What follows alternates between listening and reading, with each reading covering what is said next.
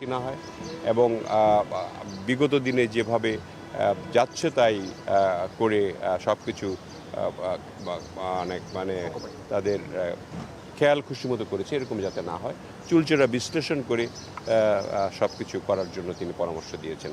আমরা এখন একটি পরামর্শ পেয়েছি ইমিডিয়েটলি আমরা থার্ড টার্মিনাল ওপেন করব।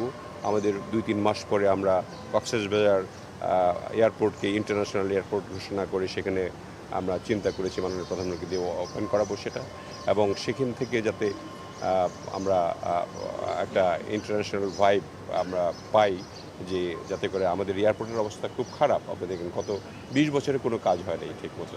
আপনারা সবাই জানেন আমাদের হ্যান্ডলিং সহ যে বিমান যে হ্যান্ডেল করতেছে তাদের মধ্যেও শুদ্ধিকরণ আনার জন্য কিছু পরামর্শ আমাদেরকে দিয়েছে। আমরা এগুলো দেখব।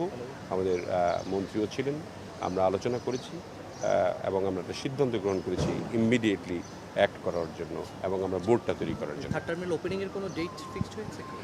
আমরা এটা নির্ভর করে আমাদের আমরা আমাদের রিকোয়েস্ট ফর আরএফপি আমরা দিয়েছি। আরএফপিটা হলো রিকোয়েস্ট ফর ফাইন্যান্সিয়াল প্রপোজাল, সেটা আমরা গতকালকে দিয়েছি। আর ফাইন্যান্সিয়াল প্রপোজালটা দিবে, তাতে করে আমাদের একটা খুশির খবর যে আমরা এই থার্ড টার্মিনালে অনেক সময় শুনেছেন আমরা করতে গিয়ে লস হবে, সেই লসটা আর হবে না। কারণ আমরা অনেক 5-6টা মিটিং করেছি জাপানের সঙ্গে। মোটামুটিভাবে আমরা ঋণ পরিশোধ করেও আমরা লাভ করতে পারবো 15 বছর পরে। তো আমরা এটা আবার এমনি পাচ্ছি যেহেতু পিপিপি মডেলে হয়েছিল। সো অল দিস সাজেশন আমরা আজকে নিলাম, যেটা বাংলাদেশের জন্য একটা এয়ারপোর্টের জন্য অ্যাটলিস্ট ডেটটা ওপেনিংয়ের ডেটটা হয়নি। তো আমরা চিন্তা করতেছি এন্ড অফ দিস ইয়ার, যদি পারি 16 ডিসেম্বরে করলাম, আর না হলে আমরা নিউ ইয়ারে করলাম। এরকম ধরনের একটা চিন্তাভাবনা আমরা করেছি। এটা রাফ আলোচনা। তিনি এমন নির্দেশনা দিয়েছেন যে আপনাদেরকে এখানে দায়িত্ব দেওয়া হয়েছে এটাকে লাভজনক করতে হবে। অন্য এয়ারলাইন্সগুলো লাভ করতে পারলে আপনারা করতে পারেন না কেন? অতএব আপনারা খতিয়ে দেখে যেটা হলে লাভ করতে পারবেন সেটাই আপনাকে করতে হবে।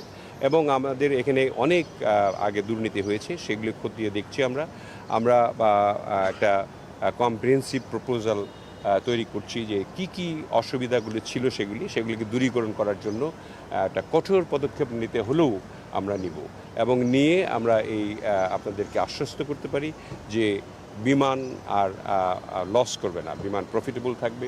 এবং এটা প্রফিটেবল করার জন্য তিনি নির্দেশ দিয়েছেন, না দিলে আমাদেরকে জবাবদিহি করতে হবে তা মাননীয় প্রধানমন্ত্রীর কাছে।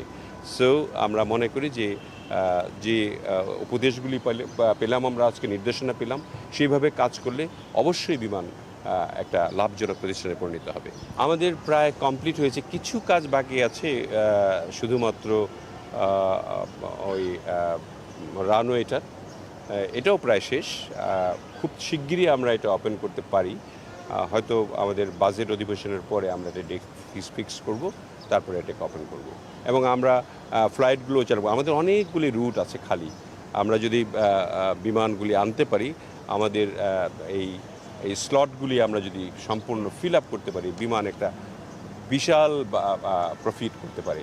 তৎসঙ্গে কিছু উপদেশ দিয়েছেন আমাদের পর্যটন কর্পোরেশনের ব্যাপারে, পর্যটন খাতে আমাদের কীভাবে আমরা কাজ করব। সার্বিকভাবে তিনি একটা নির্দেশনা দিয়েছেন যাতে করে যে $1 ট্রিলিয়ন অর্থনীতিতে আমরা যে 2034 সালে পৌঁছতে চাই, সেটার প্রেক্ষাপটে আমরা যাতে একটা ভালো অবদান রাখতে পারি এই মিনিস্ট্রি, সেটার একটা ব্যবস্থা যাতে আমরা করতে পারি এবং করা সম্ভব সেটা, সেই নির্দেশনাগুলি তিনি দিই। সরকারের পরিকল্পনা রয়েছে যে আপনার প্রত্যেকটি জায়গায়, যেমন ধরেন আমাদের বড় বড় কিছু প্রজেক্ট ছিল, শৈবাল, তারপরে আপনার longest beach in the world, মানে টানা 128 কিলোমিটার একটা বিচ।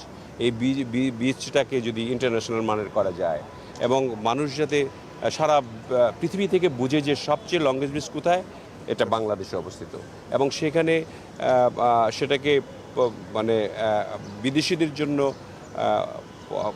পর্যটনের জন্য উপযোগী করার ক্ষেত্রে আমরা পিপিপি মডেলে বিভিন্ন দেশ আমাদেরকে প্রপোজাল দিয়েছে, সেই প্রপোজালের ভিত্তিতে আমরা তাদেরকে বলেছি যে তোমাদের রিয়েল যে তোমরা কী করতে চাও সেটা আমাদেরকে জানাও।